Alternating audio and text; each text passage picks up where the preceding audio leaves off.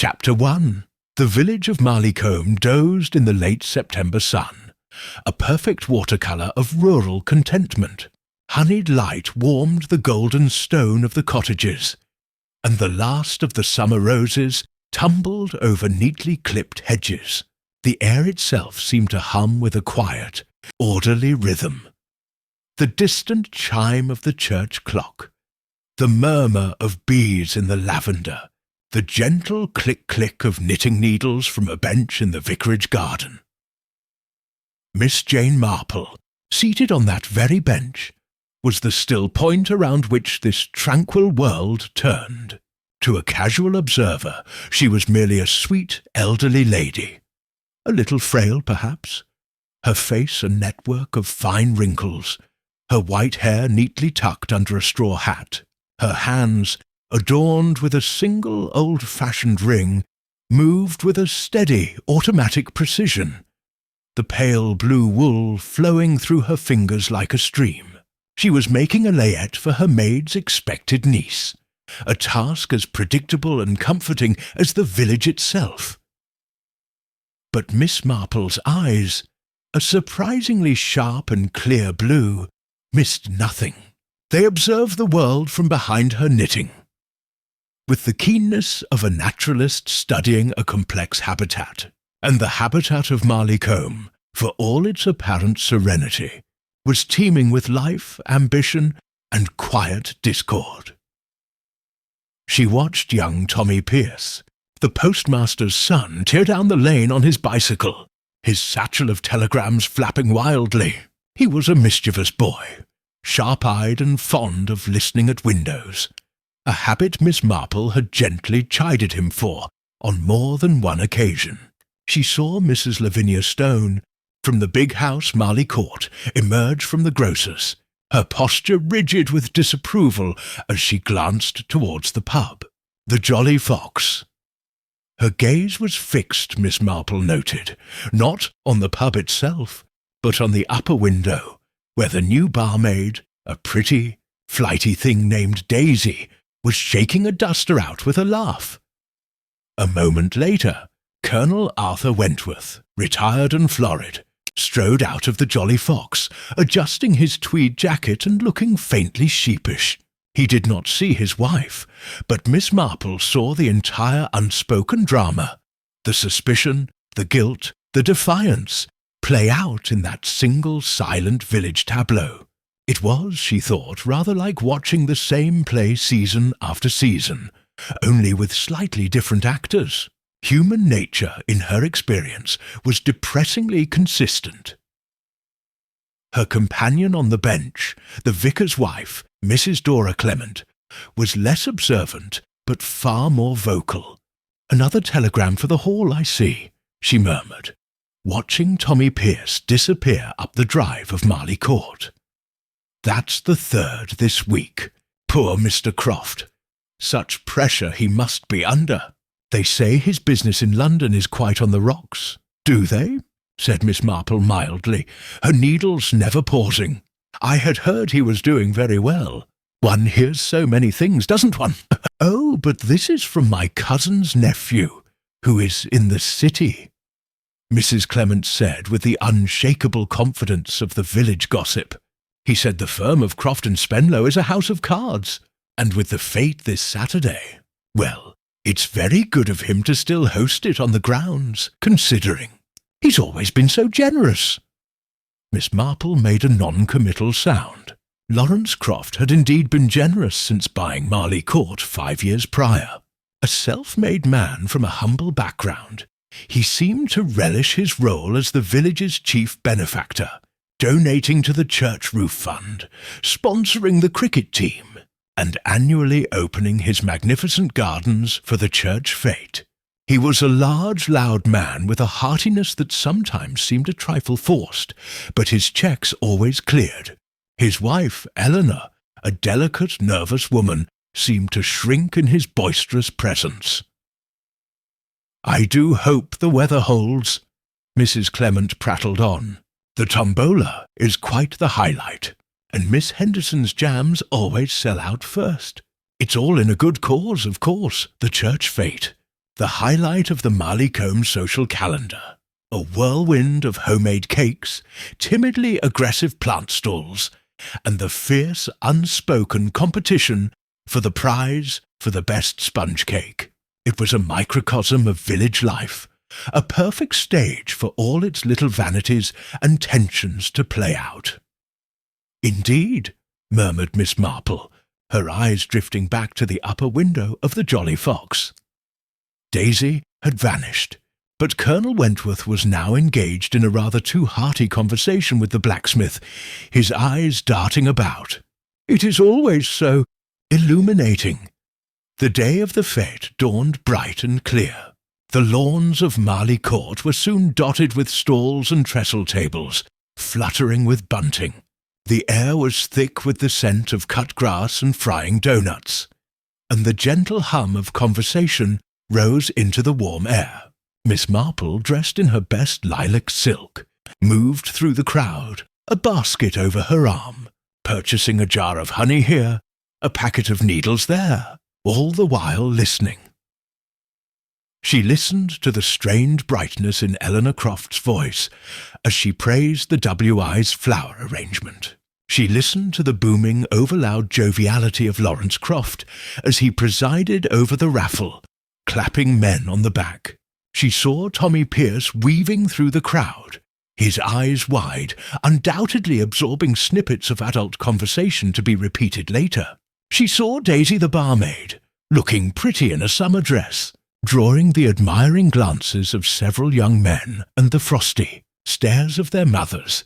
It was during the drawing of the raffle, the first prize being a handsome leather dispatch case, donated by Mr. Croft himself, that the atmosphere shifted. Croft, standing on a small dais, called out the winning ticket. The number was held by a red-faced farmer who lumbered up to collect his prize. Croft, beaming, presented the case. "There you are, Jepson. Fine enough for a company director, what?" he boomed. The farmer, awkward in the spotlight, fumbled with the brass catches. "Very smart, sir. Very smart indeed."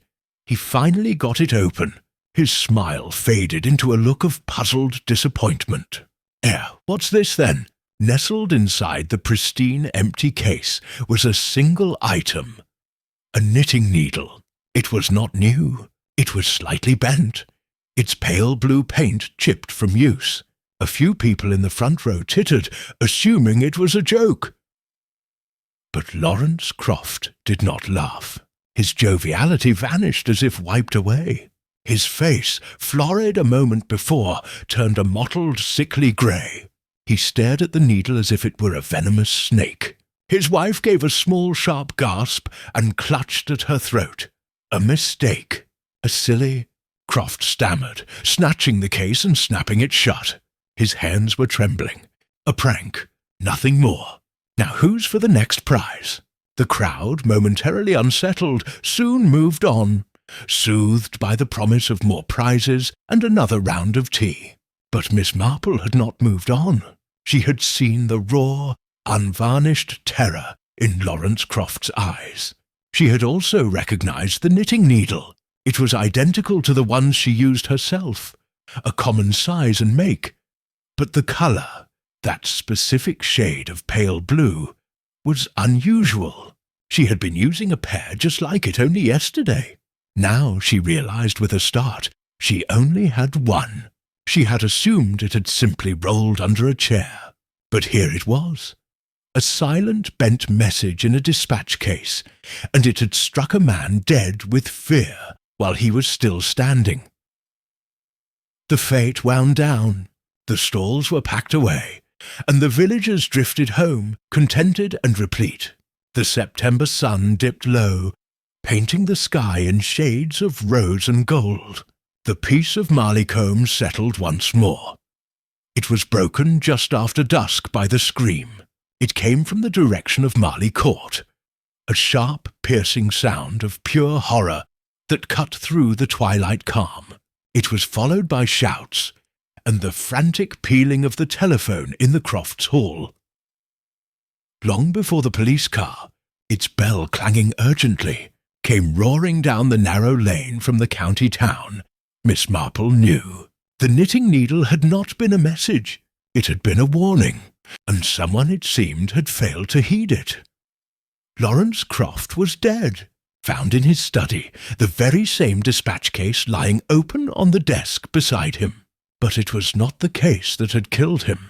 He had been struck down by a heavy blow to the head, and beside his outflung hand, on the Persian rug, lay the other pale blue knitting needle, its point stained a dark, sinister crimson.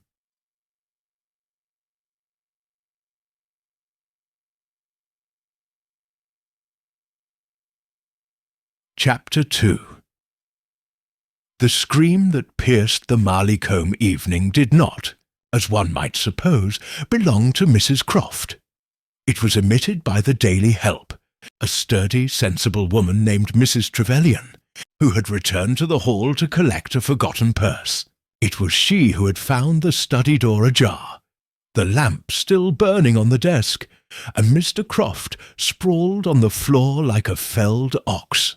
Her scream brought Eleanor Croft running from the drawing-room, where she had been lying down with a headache, and it was Mrs. Croft's subsequent, silent collapse into a dead faint that prompted the gardener, still putting away the folding chairs from the fete, to sprint to the public telephone box outside the Jolly Fox.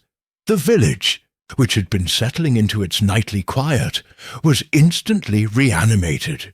Lights flicked on in cottage windows. Figures appeared in doorways, pulling on cardigans over nightdresses, drawn by the alien wail of the police bell.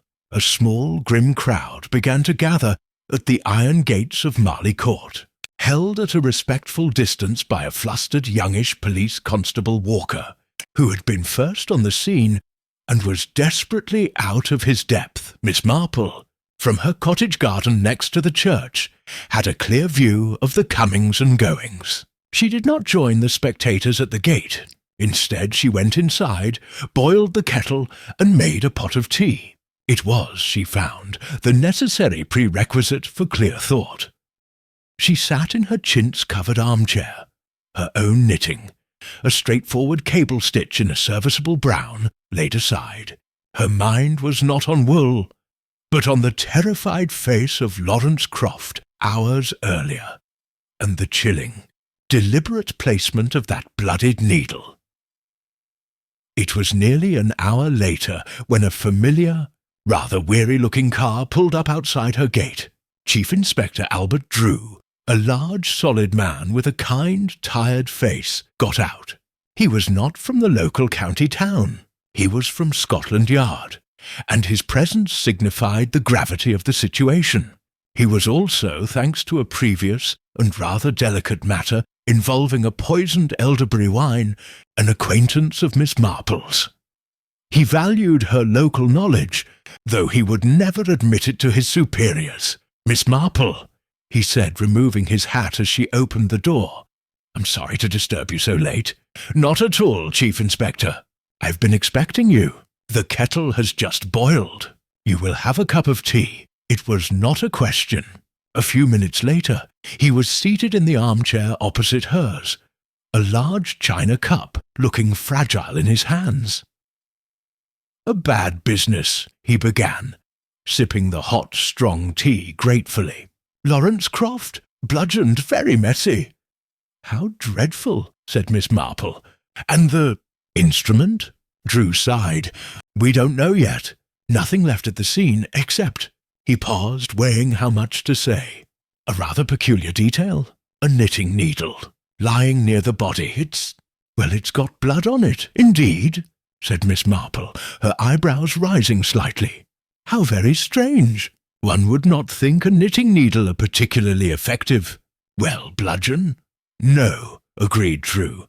"It isn't. The doctor says it's completely inconsistent with the wound. But it was there. Deliberately placed, it seems." "Like the one in the dispatch case," Miss Marple said quietly. The Chief Inspector stared at her. "How on earth do you know about that?"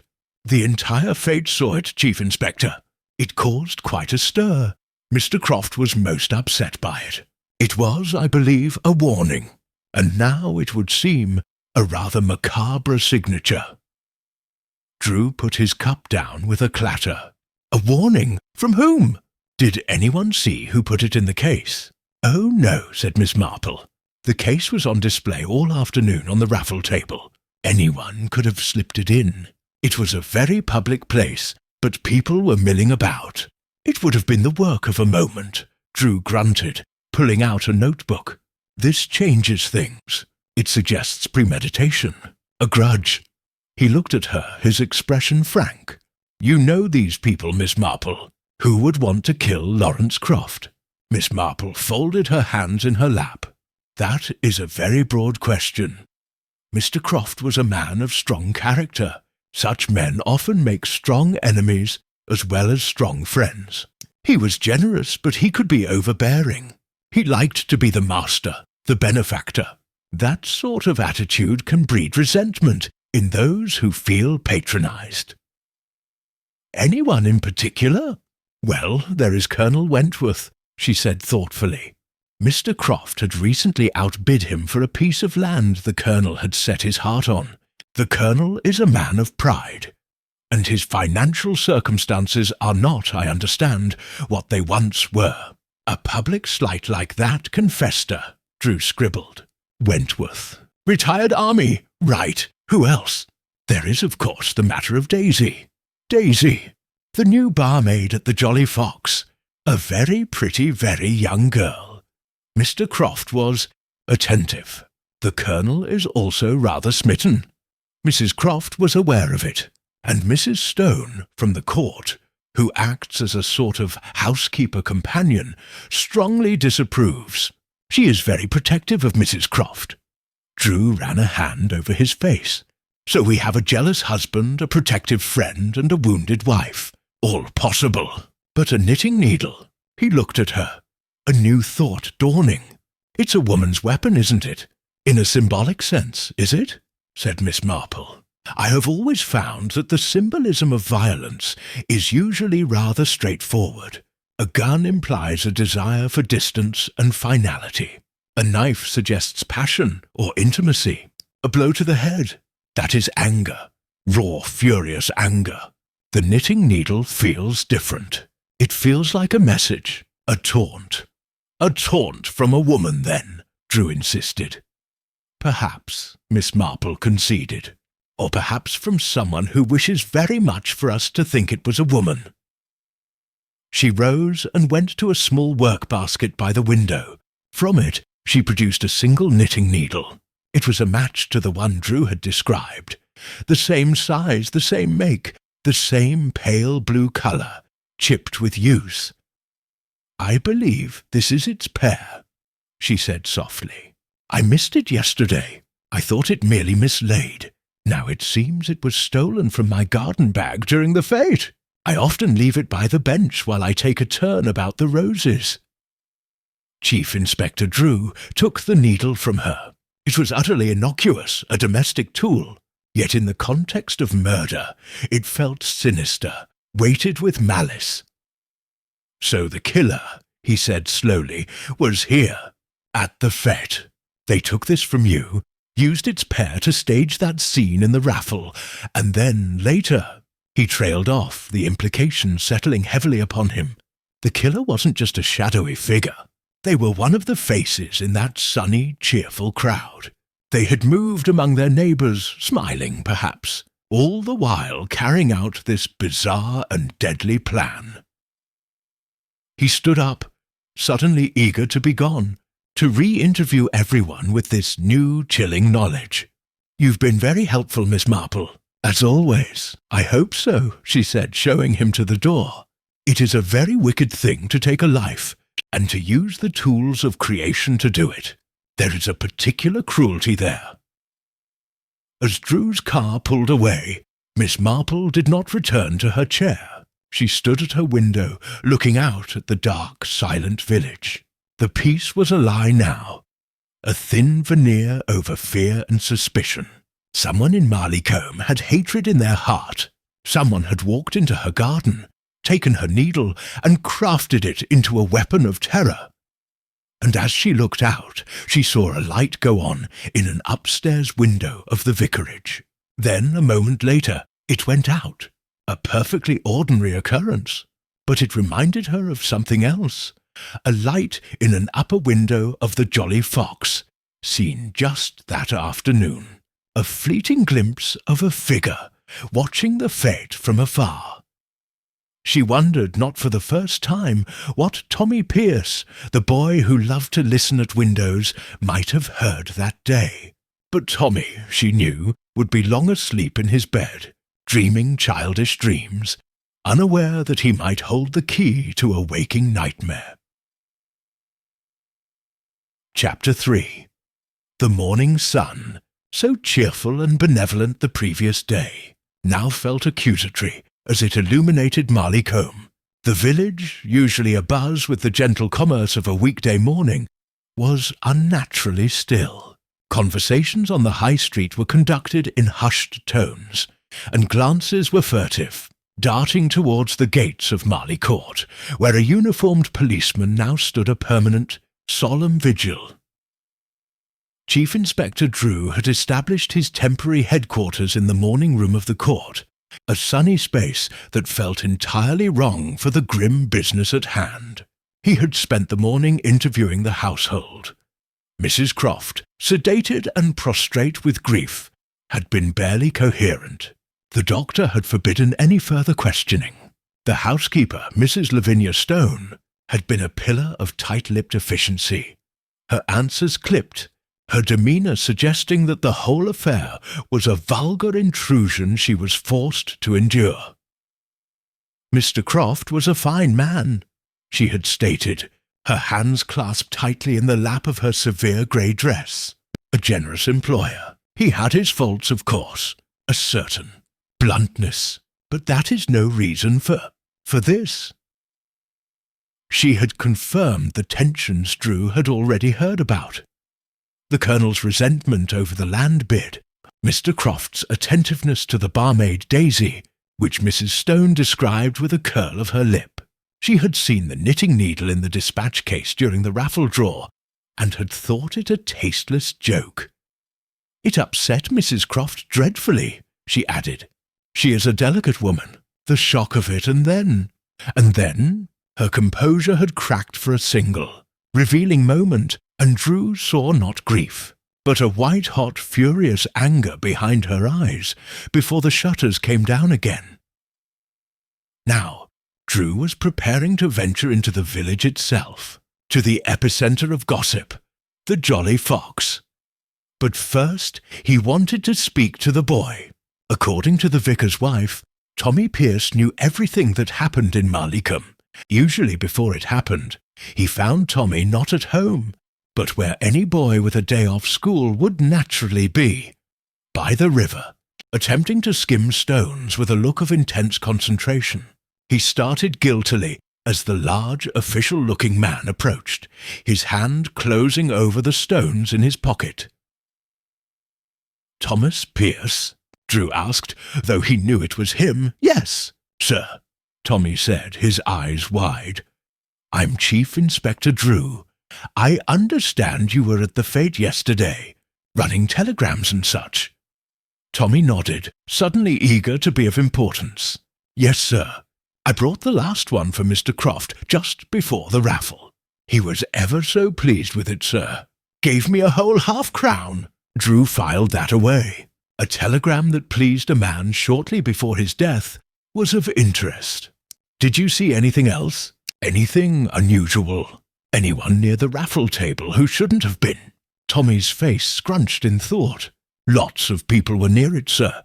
Everyone wanted to see the prizes. There was the dispatch case, and a ham from Mr. Higgs the butcher, and a—" "Did you see anyone put anything into the case?" Drew interrupted gently. Tommy shook his head. "No, sir, but—" He hesitated, a crafty look crossing his face.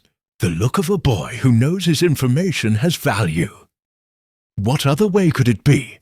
Drew asked, genuinely curious. "Well," she said, beginning to walk slowly along the flagstone path, "if a large debt was cleared, It implies that Mr. Croft came into a significant sum of money very recently, or that someone else, for their own reasons, paid it for him. Such an act rarely comes without strings attached. Perhaps a promise was broken. Perhaps an expectation was dashed. They had reached the Lich Gate. From here, they had a clear view of the front door of the Jolly Fox. As they watched, the door opened and Daisy, the barmaid, emerged. She was not in her work dress, but in a smart, new-looking coat and hat. She carried a small suitcase. She looked up and down the lane, a furtive, anxious look on her pretty face. Then she began to walk quickly, not towards the village, but away from it, towards the train halt a mile distant. "Now where do you suppose she is going?" murmured Miss Marple. Drew felt a surge of professional instinct. "She's running, is she?" Miss Marple's tone was mild. "Or is she being sent away?" Before Drew could respond, another figure emerged from the pub. It was the publican Mr. Higgs, a large, beefy man. He stood arms akimbo, watching Daisy's retreating back with a grim expression. He did not look like a man who had just granted his employee a holiday.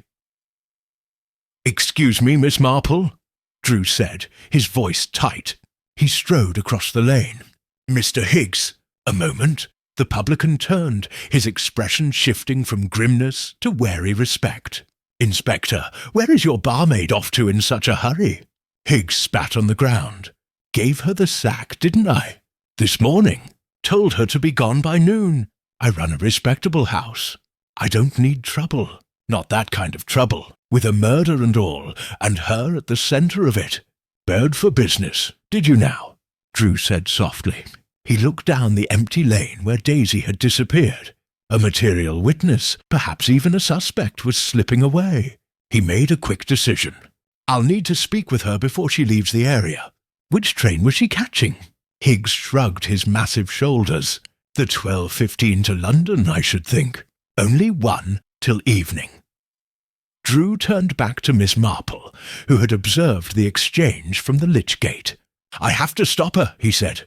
"Of course," Miss Marple said, but her gaze was not on Drew. It was on the upper window of the pub, where a net curtain twitched back into place. It is always wise to speak to people before they decide to become unavailable. As Drew hurried towards his car, intent on intercepting the 12:15 train, Miss Marple remained under the Lich Gate. She was thinking not of Daisy's flight, but of the telegram. A debt cleared. Good news for Lawrence Croft. But for whom was it bad news? Who would have expected something from that money, only to have their hopes vanish in a brief message on a telegraph form? She thought of Eleanor Croft, the delicate, nervous wife. Had she been counting on an inheritance now swallowed by business debts? Had the news of the reprieve been a relief, or a different kind of blow? And she thought of the footprint in her garden, a woman's shoe, not the practical, sturdy heel of a housekeeper like Mrs. Stone, but a smaller, more decorative print, the kind of shoe a lady, or a young woman pretending to be one, might wear. The knitting needle had been a message, but its meaning, like the truth of Marleycombe itself, was still hidden beneath a charming, deadly facade. Chapter 5. The 12:15 to London was not an express. It was a slow, wheezing local service that stopped at every hamlet and halt between Marleycombe and the capital. Chief Inspector Drew, with the advantage of his official motor car, intercepted it with minutes to spare at the next station down the line, Little Crockering. He stood on the platform, a solid, imposing figure, as the train shuddered to a halt. Passengers peered out of the grimy windows, their faces bland with boredom. Then, in a third-class compartment near the rear, he saw her, Daisy pressed against the glass, her eyes wide with panic at the sight of him. She shrank back into her seat as he opened the carriage door. "Miss Daisy," he said, his voice calm, but leaving no room for argument. "I'll need you to come with me." Just a few questions." The other passengers in the compartment, a farmer with a chicken basket, an elderly woman with a vast carpet bag, stared with unabashed curiosity. Daisy's face crumpled. There was no fight in her, only a terrified resignation. Mutely, she picked up her suitcase and followed him off the train and into the back of his car. She looked very young and very afraid. He did not take her to the intimidating atmosphere of Marley Court. Instead, he drove to the back room of the village police station, a small, sparse room that smelled of polish and old paperwork. He sat her down and offered her a cup of tea, which she refused, her hands clasped tightly in her lap. "I didn't do it," she whispered, the words a desperate mantra. "I liked Mr. Croft. He was ever so kind to me. Gave me little presents." "What kind of presents, Daisy?" Drew asked, his tone gentle. "A pretty scarf. Some stockings, he said. He said he'd look after me, that I wouldn't have to be a barmaid forever." She looked up, her eyes pleading for him to understand. It wasn't like what people think. It wasn't improper. He was just being gentlemanly. Drew doubted that very much, but he let it slide. "Why did you run, Daisy?" "Mr. Higgs sacked me, said I was trouble, and with the Colonel so angry and everyone looking at me, I was scared. My auntie's in London. I just wanted to go somewhere nobody knew me." "Where were you yesterday evening, between 7 and 8 o'clock?" "In my room," she said quickly, too quickly, "above the pub. I was ever so tired after the fete. I had a headache. Can anyone confirm that?" She shook her head, her bottom lip trembling. "No, I was alone." Drew leaned forward. "Daisy, we know about the argument. We know Colonel Wentworth threatened Mr. Croft because of his attentions to you. That's a powerful motive. For the Colonel and—" he paused. "For you. If Mr. Croft had promised you things and then perhaps reneged, or if you were afraid the scandal would ruin you." Daisy stared at him, horrified. "You think I—" No, I couldn't. I wouldn't know how." She began to cry in earnest, great heaving sobs that spoke of genuine shock and terror. "He was going to help me. Why would I hurt him?"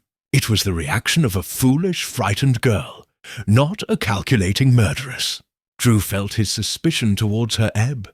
She was a leaf caught in the storm, not the cause of it. But her flight had left a mark. Someone had wanted the attention on her and the Colonel. He arranged for a police constable's wife to take Daisy in for the time being, a compromise between arrest and letting her vanish. As he stepped out of the station into the afternoon light, his constable approached him. "Sir, we've identified the shoe. The print from Miss Marple's garden, sir. The manufacturer. It's a lilac court heel. Quite a popular, inexpensive line. Sold in towns all over the county. An inexpensive shoe. Not the kind worn by the lady of the manor or her housekeeper. The kind worn by a shop girl, a farmer's wife or a barmaid." Drew's mind snapped back to Daisy, to her new-looking coat, her smart hat. Had they been gifts from Croft? Had she lied about being in her room? Had she, in her cheap, pretty shoes, stood in Miss Marple's garden and stolen the needle? He was still turning this over in his mind when he saw Miss Marple herself, walking slowly down the high street, a string bag of shopping over her arm. She fell into step beside him. "You found her, then," she stated. "I did. She's terrified. I don't think she did it, but—" He told her about the shoe, the lilac court heel. "Oh, dear," said Miss Marple softly. "That does seem to point a finger, doesn't it? But it is a very common shoe. My own maid, Lucy, has a pair, as does the vicar's niece when she visits. And Mrs. Trevelyan, the daily who found the body, favours that brand." "It is not conclusive. It's another thread," Drew said, frustration creeping into his voice. "And they all seem to lead to a tangle, not a clear path." "Perhaps the path is clear, but we are looking at it from the wrong end," Miss Marple suggested. We are focusing on the people who might have wanted Mr. Croft dead. But what if the murder was not about removing him, but about enabling something else? Enabling what? I do not know yet. But you mentioned the telegram. A debt cleared. That is a significant event. It changes the financial landscape of the household. Perhaps we should look at those who would be most affected by that change. Drew considered this. Eleanor Croft inherits, I assume. But if the estate was debt-ridden, she might get nothing. This telegram means she now gets a solvent estate. It gives her a motive not to kill him. Unless, Miss Marple said gently, she did not know that. Unless she believed the opposite to be true. Gossip in the village was certainly pointing towards ruin. What if she believed she was about to lose everything? A desperate person might do a desperate thing to secure what they believe is rightfully theirs, only to discover, too late, that their action was unnecessary. They had reached the gate of Miss Marple's cottage. She paused, her hand on the latch. There is another person, of course, who is deeply affected by the financial situation. Who? Mrs. Lavinia Stone, Miss Marple said. She is not family. She is an employee. If the Crofts were to be bankrupted and lose Marley Court, she would be out of a very comfortable situation. A housekeeper's position in a large country house is a coveted one. She is not a young woman. Finding a new post would be difficult. She had a great deal to lose. Drew pictured the stern, upright housekeeper, her fury barely concealed. A woman who valued order and position above all else. A woman whose entire world was threatened by her employer's potential folly. Was that a motive? To kill the source of the chaos to preserve her own orderly existence? It seemed a cold, monstrous reason, but Drew had seen colder. She also, Miss Marple added as if reading his thoughts, has access to every room in the house. She would know its rhythms. She could move about unseen, and she would know exactly where Mrs. Croft kept her knitting basket. The click of the latch sounded loud in the quiet lane. Miss Marple smiled a faint apologetic smile. It is all conjecture, of course, but in my experience, Chief Inspector, the most dangerous poison is often found in the most plain bottle. It is the quiet, practical anger that one must watch for, the kind that plans, the kind that waits in the lavender bushes, the kind that thinks to use a knitting needle to point away from itself. She went inside, leaving Drew standing on the path. He looked down the lane towards Marley Court, its stone walls glowing in the afternoon sun. It looked so solid, so permanent, but inside, he knew, were hearts full of fear, ambition, and desperation. One of them had erupted into violence. Chapter 6. The drawing-room of Marley Court was a testament to quiet money and good taste. Overstuffed chintz armchairs, polished mahogany tables, and watercolours of gentle landscapes spoke of inherited comfort. Not brash, new wealth. It was Eleanor Croft's domain, and now, swathed in black crepe, she held a lace handkerchief to her eyes as if to ward off the light. She was not prostrate now, but vibrating with a nervous, bird-like tension.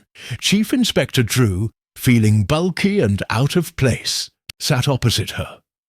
Mrs. Lavinia Stone stood stiffly by the mantelpiece, a silent, watchful sentinel. I simply cannot believe it, Mrs. Croft whispered, her voice frayed. Lawrence, to be taken so violently. Who could have done such a thing? That's what we aim to discover, madam, Drew said. I need to understand your husband's state of mind yesterday. The telegram he received, did he speak to you about it? Eleanor Croft's eyes flickered.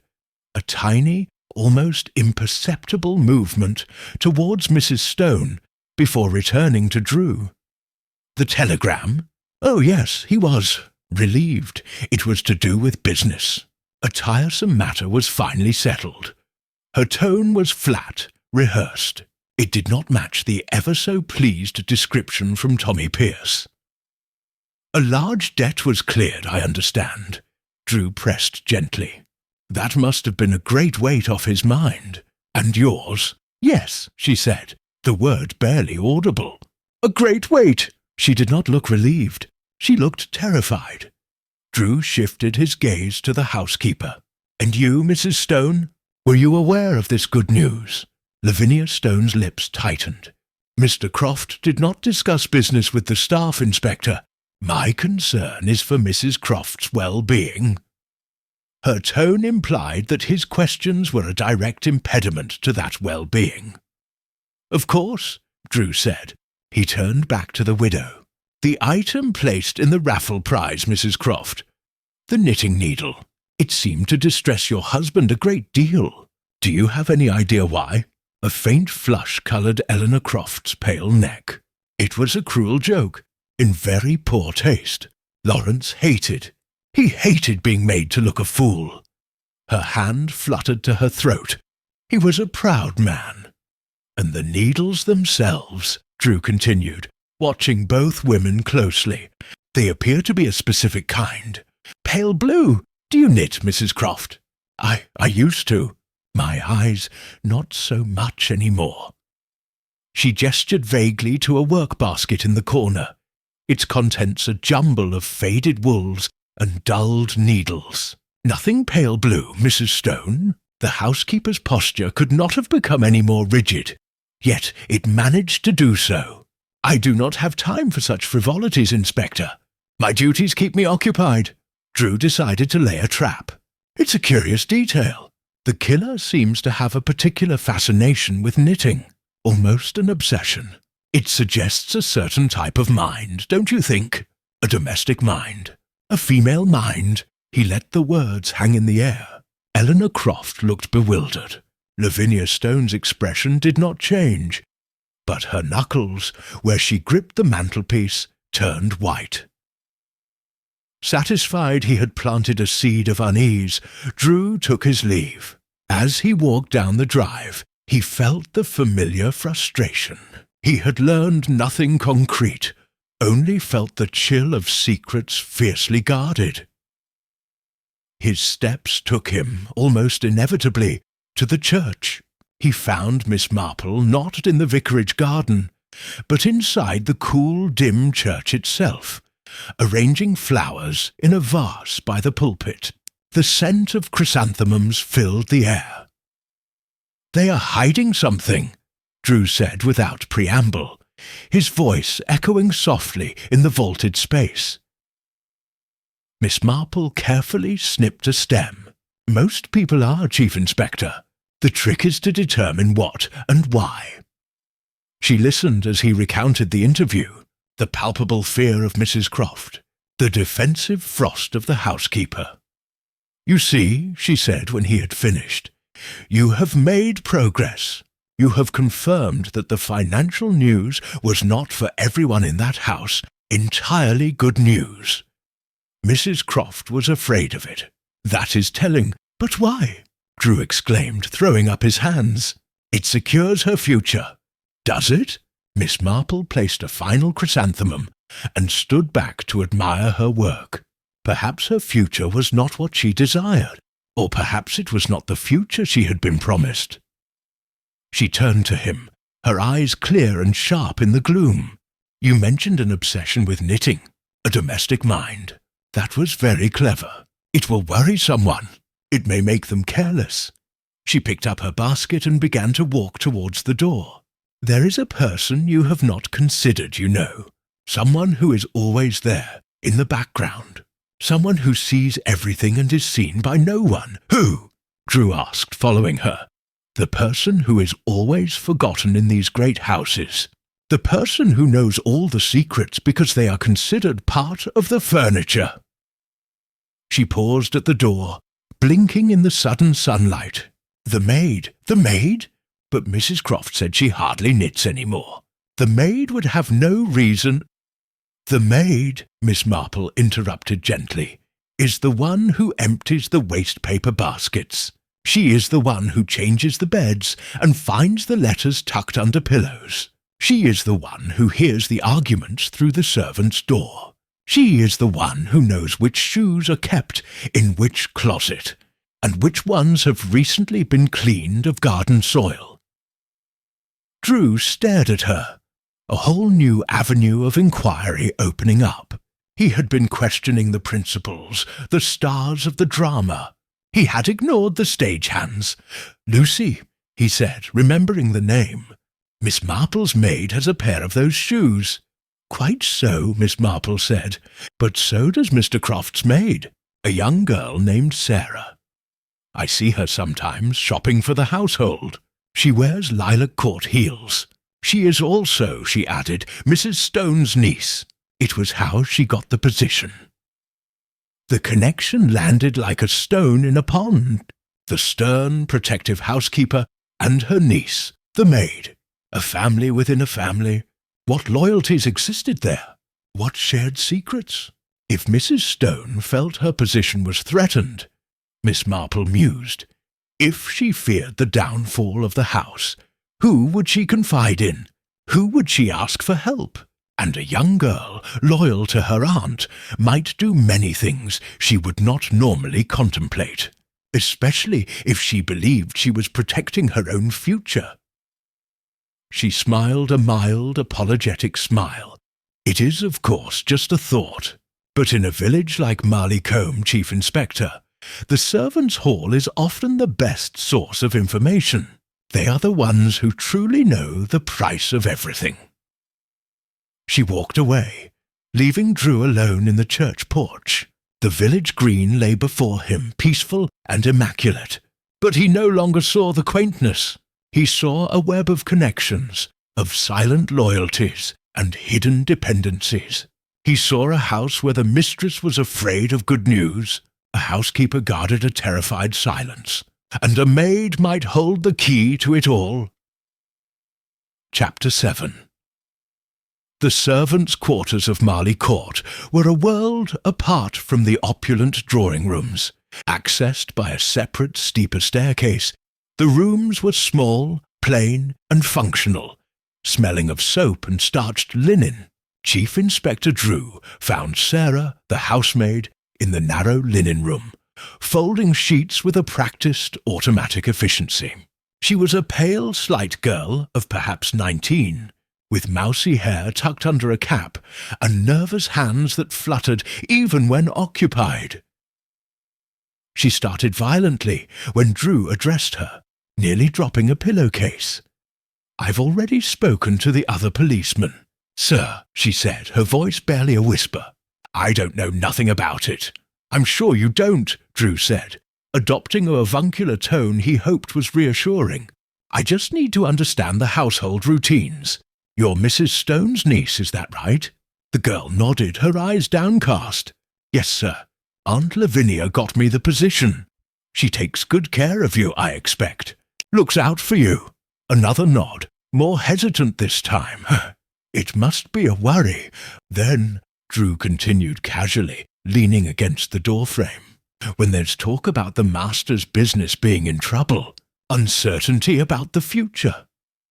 Sarah's folding became more deliberate, a little too precise. Aunt Lavinia said not to listen to gossip. She said the master had everything in hand. "And so he did," Drew said smoothly. "That telegram he got yesterday, it was good news. All his troubles were over." The girl's hands stilled for a fraction of a second. It was the briefest of pauses, but to Drew's trained eye, it was a tell. She knew something. That's good, sir," she murmured. "Must have been a relief for everyone," Drew pressed. "For Mrs. Croft especially. I expect she was very pleased." Sarah's gaze flickered towards the door, as if expecting her aunt to appear. "The mistress. She keeps to herself, sir. She doesn't confide in me."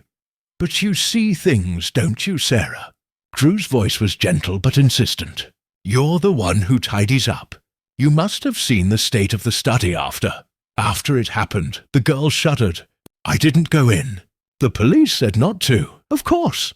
But before that, during the day, Did you see anything unusual? Anyone where they shouldn't be?" She shook her head, a frantic bird-like motion. "No, sir. It was all the fete. Everyone was in and out." Drew decided to change tack. He reached into his pocket and took out the photograph of the footprint from Miss Marple's garden. He didn't show her the whole picture, just a close-up of the distinctive patterned sole. "We found this print near the scene of the crime. We're trying to identify the shoe. It looks like a lilac court heel. I understand you have a pair like that." Sarah's face went as white as the sheet she was holding. Her hand flew to her mouth. They're my best shoes. I only wear them for church." I wasn't. "I'm not accusing you, Sarah," Drew said quickly, though his pulse had quickened. Her reaction was one of pure, unadulterated panic. "I just need to see them, to eliminate them from our inquiries." "Where are they?" Wordlessly, the girl pointed a trembling finger towards a small, neat closet at the end of the hall. Drew opened it. Inside, on the floor, were 2 pairs of shoes. 1 pair of worn-down everyday shoes, and 1 pair of smart, black, lilac court heels. He picked up the latter. The soles were clean, recently wiped, and the distinctive pattern on the heel was a perfect match for the photograph. He held them up. "Sarah, why would these need to be cleaned?" Tears welled in the girl's eyes. I must have stepped in something. I always keep them clean. Aunt Lavinia says a young woman must always be tidy." It was a pathetic, rehearsed excuse. Drew felt a surge of certainty. This frightened girl, under the thumb of her formidable aunt, had been in Miss Marple's garden. She had stolen the needle. "Sarah," he said, his voice hardening slightly, "this is a murder investigation. Lying to protect someone is a very serious offence. I think you were there. I think you took the knitting needle from Miss Marple's bag. Why? Who told you to do it?" "The dam broke." Sobs racked the girl's thin frame. "I didn't mean no harm. She said it was just a joke. A lesson for him."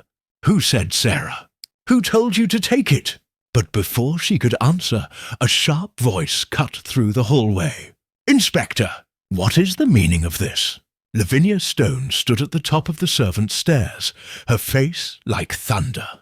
She marched towards them, putting herself physically between Drew and her niece. "How dare you intimidate a child?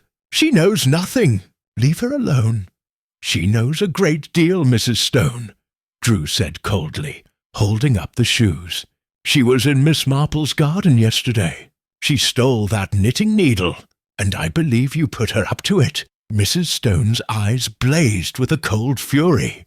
"That is a vile accusation. The girl is simple. She gets confused. She probably just admired Miss Marple's knitting and picked it up without thinking. Isn't that right, Sarah?"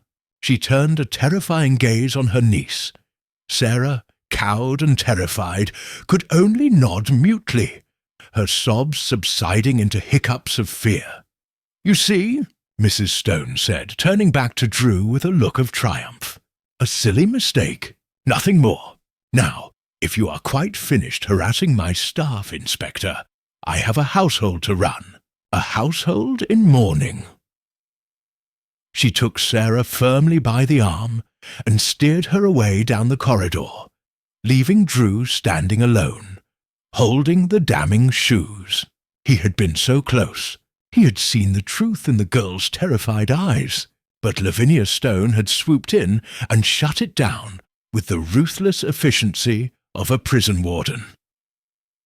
He had evidence of the theft, but he had no confession and no link to the murder itself, only a strong, gut-deep certainty that the housekeeper and her niece were at the heart of it.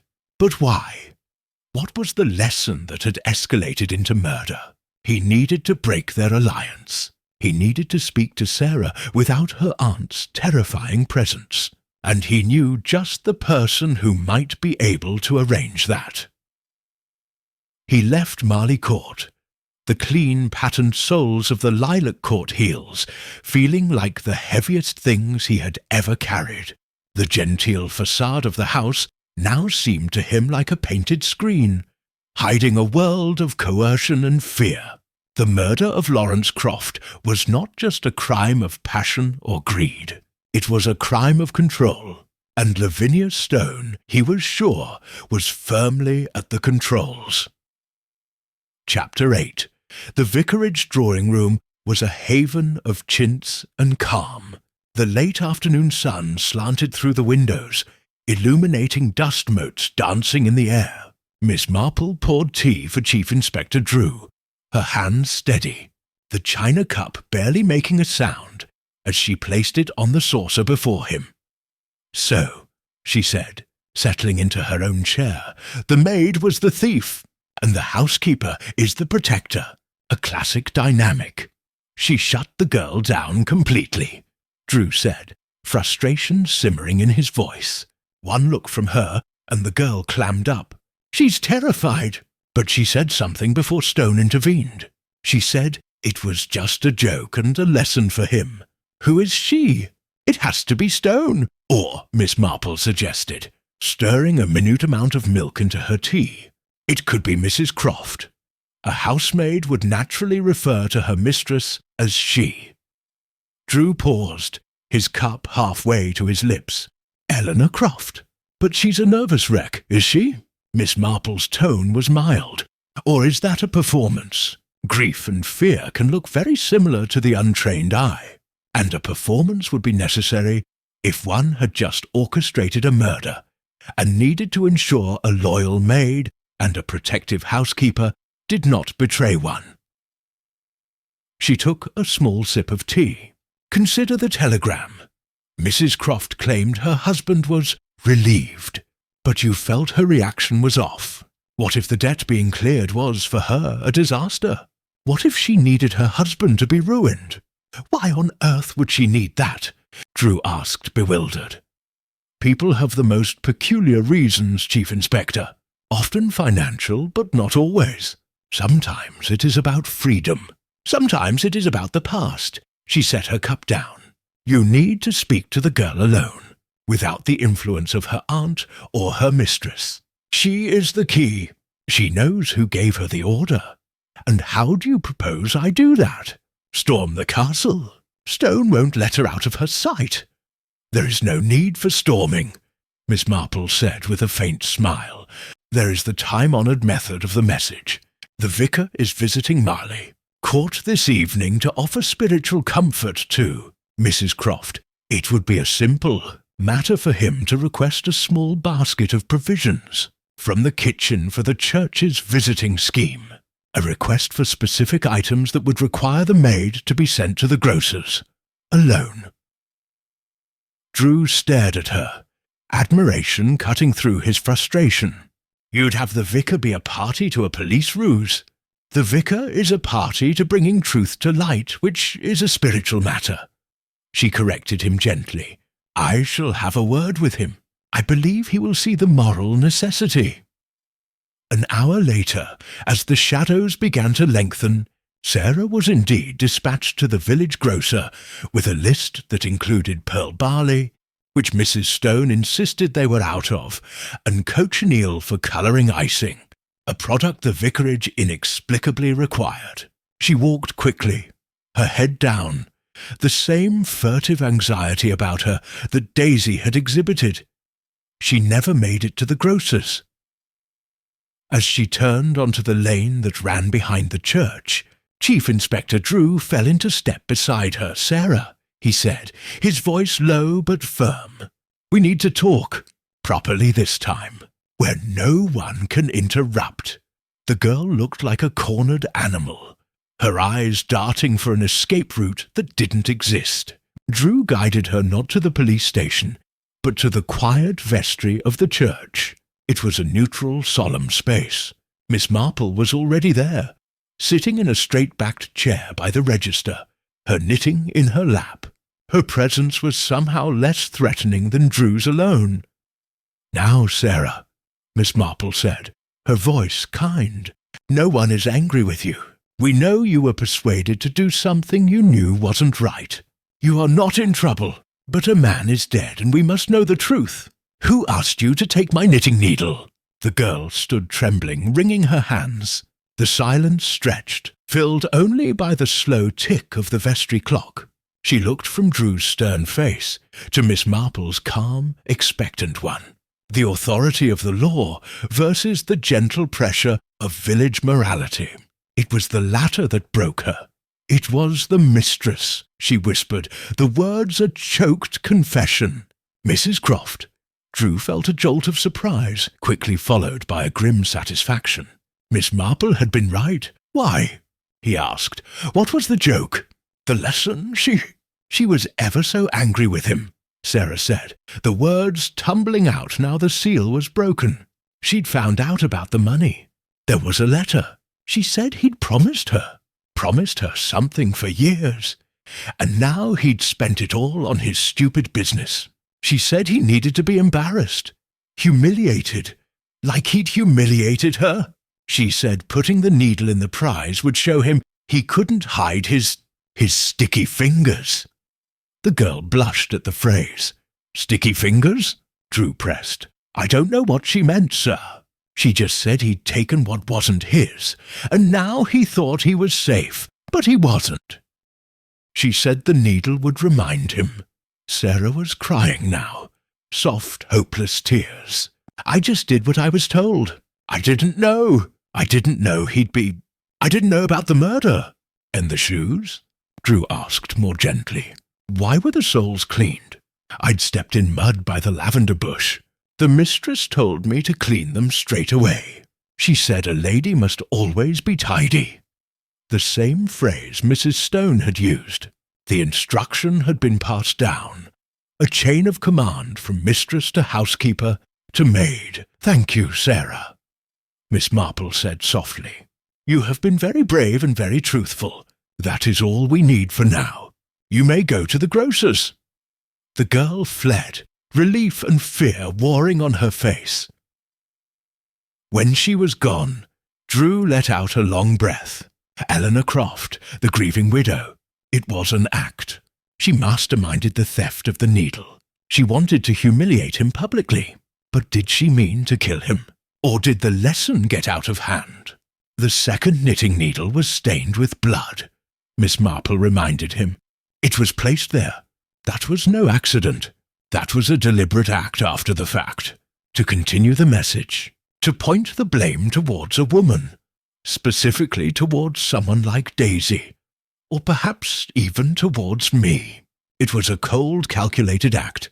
Not the act of a woman in a blind rage.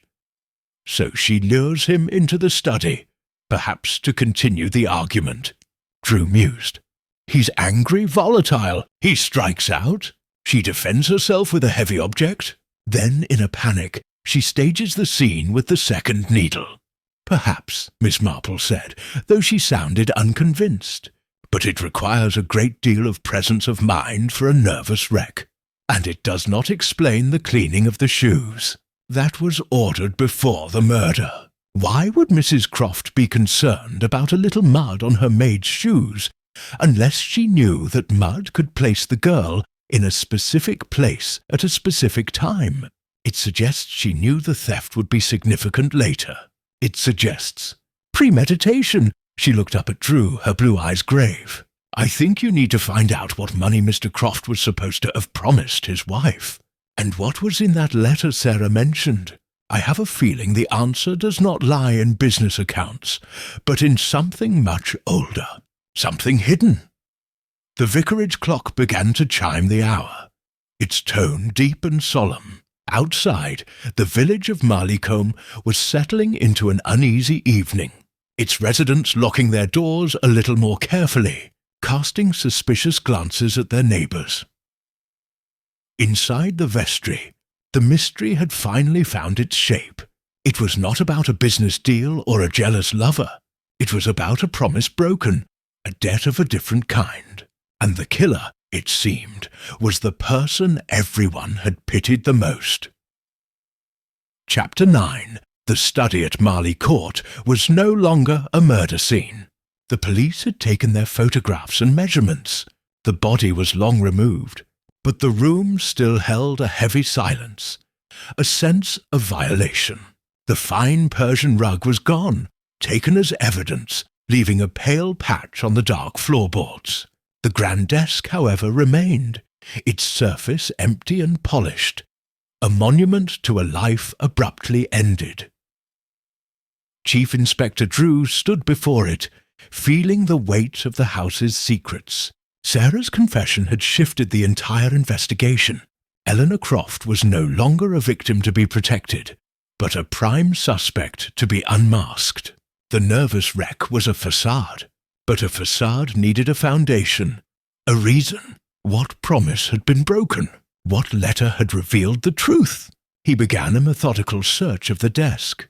The top drawers yielded nothing but stationery, sealing wax and unused pens. The lower locked drawer required a little less ceremony. Drew used a jemmy from the toolkit a constable provided. The wood splintered with a sound that seemed obscenely loud in the quiet house. Inside was not business ledgers, but a personal archive.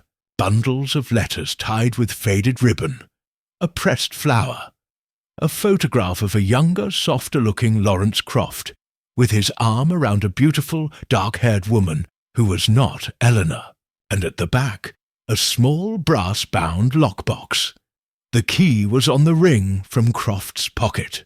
Drew fitted it into the lock and lifted the lid. Inside were more letters, newer ones, and a single legal-looking document. Drew picked it up. It was a last will and testament, not the official one held by the family solicitor, but an earlier version dated 5 years prior, just after Croft had bought Marley Court. Drew skimmed the legalese, his eyes snagging on a single, remarkable clause. "And I hereby bequeath the sum of £20,000, free of all duty, to Clara Jennings of 14B Wentworth Mansions, London. In gratitude for her past companionship and assistance, £20,000, a fortune, to a woman who was not his wife." Beneath the will was a stack of letters. The paper was expensive, the handwriting a flowing feminine script. Drew opened the most recent one, dated just a month ago. "My dearest Lawrence," it began. "The news of your difficulties pains me deeply. I have trusted in your promise these 5 long years, and the thought that it may now come to nothing is a bitter draught.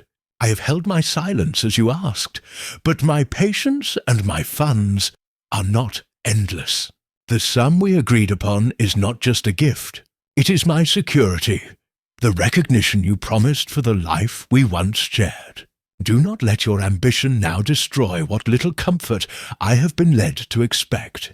I must insist upon a resolution by the quarter's end." Your ever-hopeful Clara Drew sat back in the leather chair, the letter in his hand. Clara Jennings, the beautiful woman in the photograph, the past companionship. It was all perfectly clear. Lawrence Croft had a mistress from his former life. When he came into money and bought Marley Court, he had promised her a settlement, a payoff for her silence and her past. But then his business hit trouble. The £20,000 intended for Clara had been needed to save his company. The telegram, balance cleared in full, wasn't just about a debt. It was the confirmation that the money was gone, spent. Clara Jennings would get nothing, and Eleanor Croft had found out. This was the broken promise. This was the source of her cold, furious humiliation. Her husband had not only been unfaithful, he had pledged a small fortune to his mistress, a fortune that rightfully belonged to his wife and his estate. The public humiliation of the knitting needle, a woman's tool, a domestic symbol, was her revenge. A pointed message about his sticky fingers, dipping into what was not his. But had it stopped at humiliation? Drew gathered the evidence, his mind racing. Motive was now overwhelming. But means and opportunity? Eleanor Croft was not a strong woman. Could she have delivered a killing blow? Unless the violence had erupted during a confrontation. Perhaps he had laughed at her, just as he had laughed at the Colonel. Perhaps he had taunted her. A heavy paperweight, a brass bookend. Anything could have been the weapon, wielded in a burst of furious strength. Then the staging, the second knitting needle placed by his hand, a final vicious gesture, framing the crime as the work of a woman, pointing towards Daisy, or perhaps even back towards the mysterious Clara. It was brilliant in its cruelty. He needed to speak to Eleanor Croft again. Now, armed with this, he could break her story. He found her not in the drawing room, but in the morning room, staring out at the garden. She held a single rose, its petals drooping. She did not turn as he entered. "Mrs. Croft," he said, his voice firm. "We need to talk about Clara Jennings." She went very still. The rose trembled in her hand. "I don't know that name." "I think you do," Drew said. He placed the photograph on the table beside her. "I think you found the letters. I think you discovered that your husband promised her £20,000. And I think you learned yesterday that he used that money to save his business instead." She turned then, and the transformation was shocking. The vulnerability was gone. Her eyes were dry, sharp, and filled with a cold, burning hatred. The genteel mask had dissolved, revealing the furious woman beneath. "He promised me," she hissed, her voice low and venomous. "He promised me this life, security, respect. And all the while, he was siphoning it away to that creature from his past. He made a fool of me. For years." "So you decided to make a fool of him," Drew said, the knitting needle in the raffle. "A nice touch. A woman's scorn." A strange, bitter smile touched her lips. He looked so frightened. For a moment he knew. He knew that I knew. It was worth it just for that.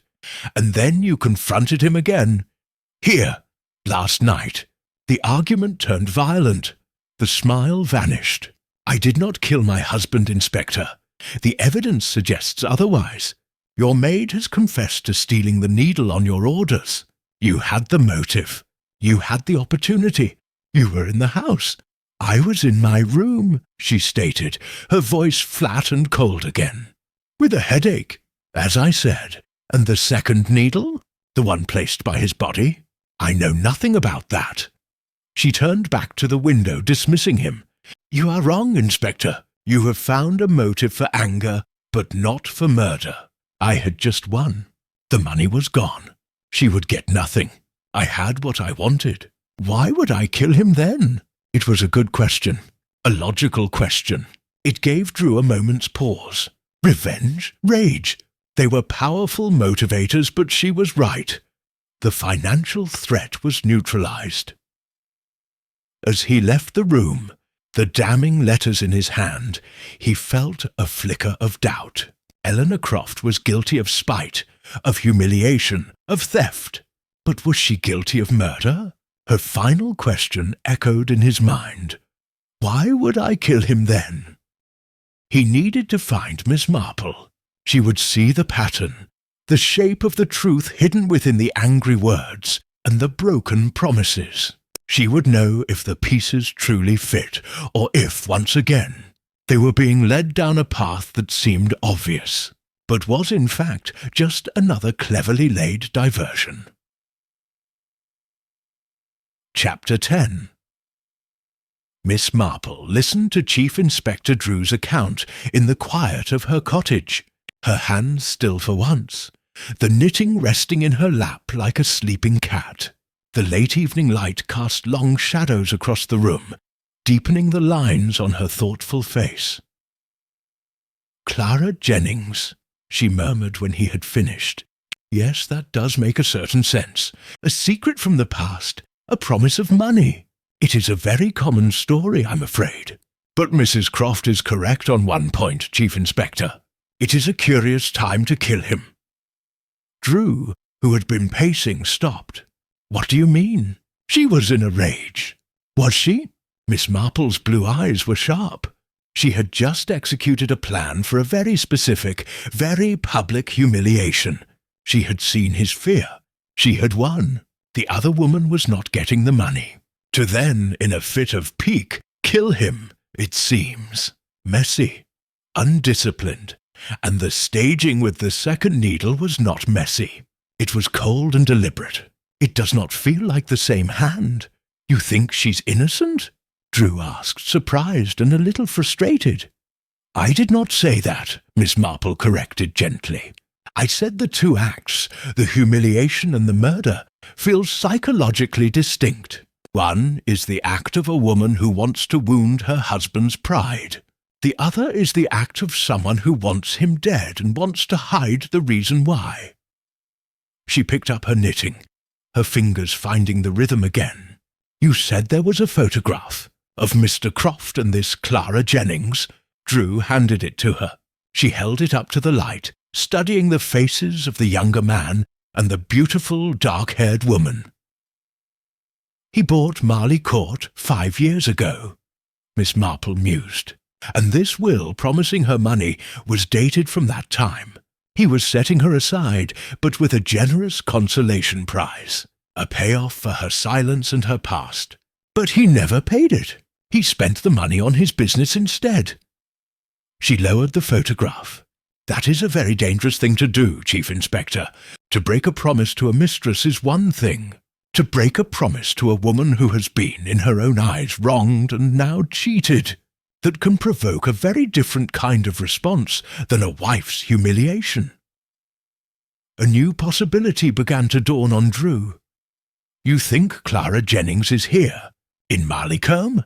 The fete would be a perfect cover, Miss Marple said. A stranger would not be remarked upon in a crowd. Everyone assumes anyone they don't recognize is from the next village.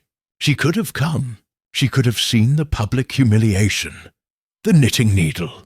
She might have thought it was a message for her. Or she might have seen her chance. Her chance for what? To finally collect what she was owed, Miss Marple said simply.